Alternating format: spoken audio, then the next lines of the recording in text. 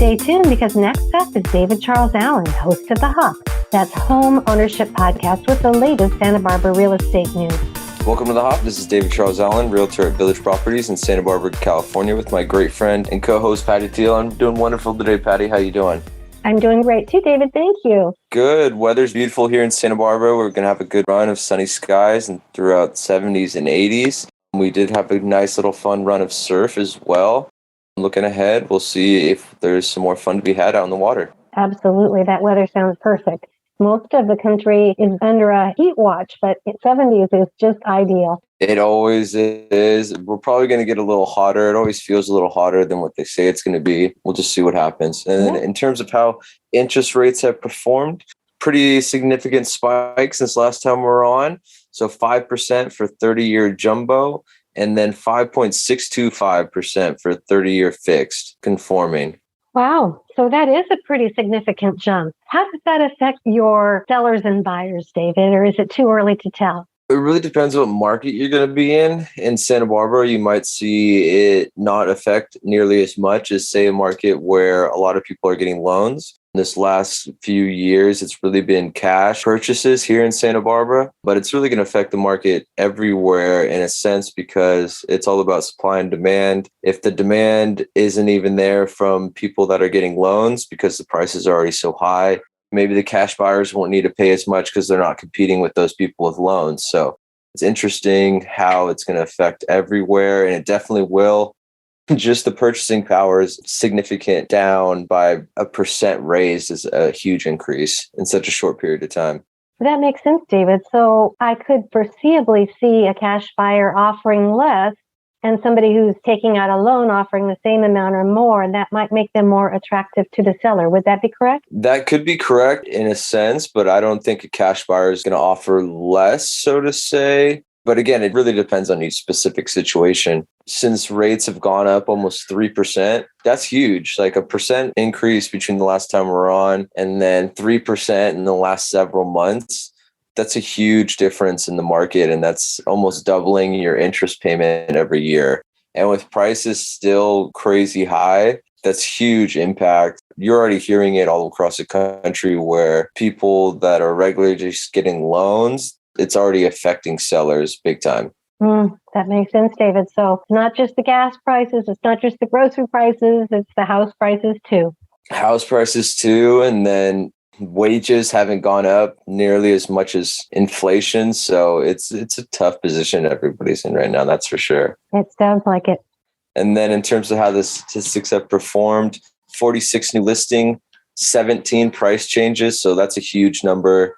31 closed, 28 that went pending, and 4 that expired. So again, that's the biggest difference we've had between new listings and pendings in quite some time. And we still are relatively low in terms of how many new listings there are. So with only 28 pending, that's probably the lowest we've ever had in a couple years. And then 17 price changes is also probably the highest we've had in a couple of years. So like we've said, it's a different market already. It's been a couple weeks now and the market's completely changing. Oh my goodness.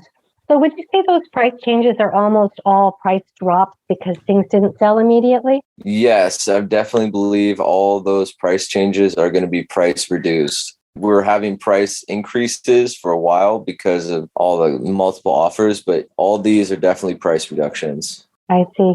Well, changing times. They're not small price reductions either. I'm looking at some of them. 15% price reduction, 10%, one's 20% reduction. It's definitely interesting to see. That's a huge decrease from what we've been seeing where everything's getting bid over. Mm-hmm.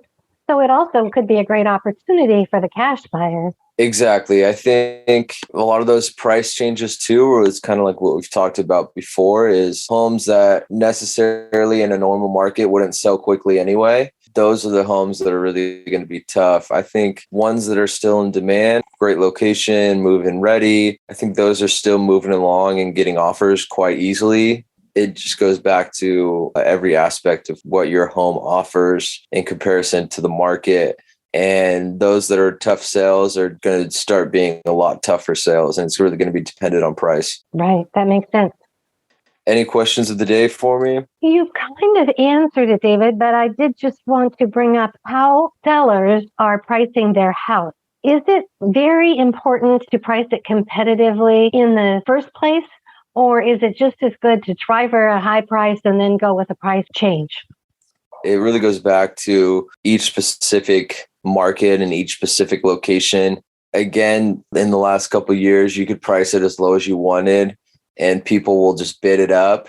If it's more of a unique home and there's value there, but people might not be so inclined to see the value and you're going to have a less buyer pool, then you want to price it maybe a little bit higher, because then the buyer pool is the buyer pool for those kind of locations. It's tough though, because you don't want to price it too high and then have the price drop, because then it just gets stagnant. And then you're continuing to reduce the price until you get a buyer. You'd prefer to have it right in the sweet spot, so it could go over if you get multiple demand, and people could still see it as buying it right away, maybe slightly under the asking price. So it's really a psychology thing, and it's hard to say for such a broad question. It's really dependent on each specific situation. Right. So it sounds like it's really important to work with your realtor to try to figure out that sweet spot. Yeah. And then it's going to come down to the seller too. You can basically tell them your options and you can price it this way. We might not get an offer, but then we have a strategy where we're going to reduce it a really good amount and have it be quick enough where people aren't going to feel the effects of it being stagnant. You don't want to stay at a high price for too long, because you're going to end up being on the market way longer than you want to be. So if you haven't got an offer within even the first weekend in this market, you want to be able to adjust the price by the next weekend for the next open house, or potentially the third open house. You want to be able to be fluid and with how the market's performed. If you're not getting an offer within the first week, within this last 2 years, you're overpriced. And that's just what it is. So you have to be fluid, or you're not going to sell your home, or you're going to be on the market for way longer than you probably wanted. That makes sense, David.